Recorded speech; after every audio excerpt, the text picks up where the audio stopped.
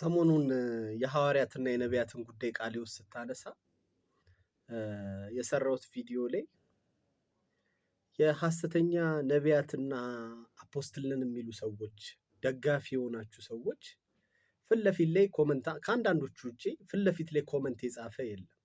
ኮመንት የጻፉትም ስድብ ነው፣ ማንኝ ነው የምትለው ምናምን ነው እንጂ ትክክለኛ ምላሽ አልሰጡም።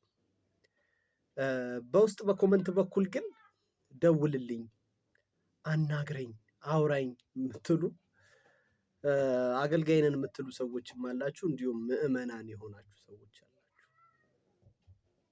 እኔ ስለ እናንተ በጣም ነው ማዝነው፣ እጅግ በጣም ነው ማዝነው። በተለይ ለሐሰተኛ ነቢያት ለሐሰተኛ ሐዋርያት እየካደምን ዘመናችን ይለቅ የምትሉ ሰዎች በጣም ታሳፍሩኛላችሁ።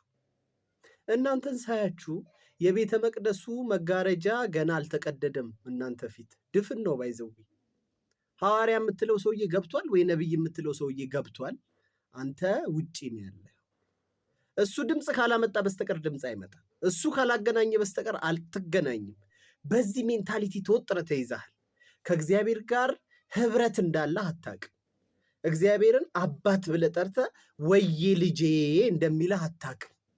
ስለዚህ አባት የምትለው አንድ ነቢይ ታስቀምጣለህ ወይ ሐዋርያ ታስቀምጣለህ ነኝ የሚል ሰው በሱ በኩል ካልሆነ በስተቀር እግዚአብሔር እንደማይናገር ደምድመሃል። እኔ በምን ልረዳህ ራሱ እኮ አልቻልኩም። በላይ ላይ ሰማይን አዘግተሃል እኮ እኔ ልረዳህ አልቻልኩም። እግዚአብሔር በትክክል አንተን እንደሚሰማህ ማታምን ከሆነ እኔ ምን አድርጌ ልርዳህ? እሺ፣ የጤናችሁ ጉዳይ የኢኮኖሚያችሁ ጉዳይ በእነዚህ ሰዎች ተፈታ ወይ? ፈጽሞ እኮ አልተፈታም። ለምን ወደ ነቢይ አንኳኩ አይልም? መጽሐፍ ቅዱስ የሚለው ወደ እግዚአብሔር አንኳኩ ነው የሚለው። የእግዚአብሔርን ደጅ ማንኳኳት ካልጀመርክ አንዳች ነገር ከእግዚአብሔር አትቀበልም። በነቢይ በኩል ተቀበልኩት የምትለው ነገር ራሱ እንደ እግዚአብሔር ፍቃድ ላይሆን ይችላል። አይ ነው አንዳንዶቻችሁ ነቢዩ ይመጣል ይልሃል። የትም ከምትሰራበት ድርጅት ሊሆን ይችላል፣ ከምን ሊሆን ይችላል። ትሰርቃለህ፣ ከዛ አስራት ወስደህ ትሰጣለህ፣ ከዛ እግዚአብሔር ባረከኝ ትላለህ። እኔ ምን አድርጌ ልርዳህ? በእንደዚህ አይነት አስተሳሰብ የታሰርክ ሰውዬ፣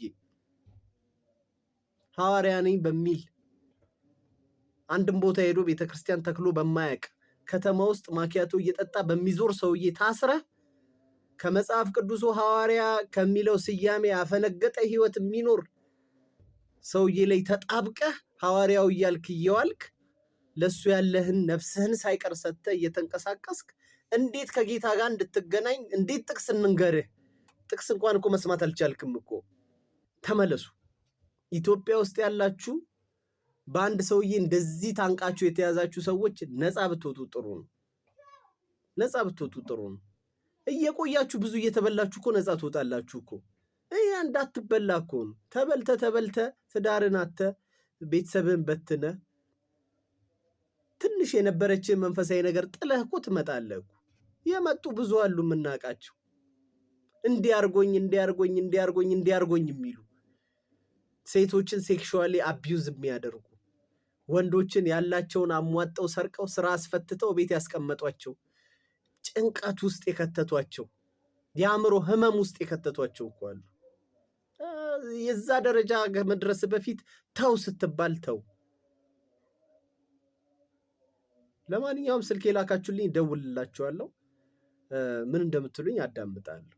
ቸር ሰንብቱልኝ።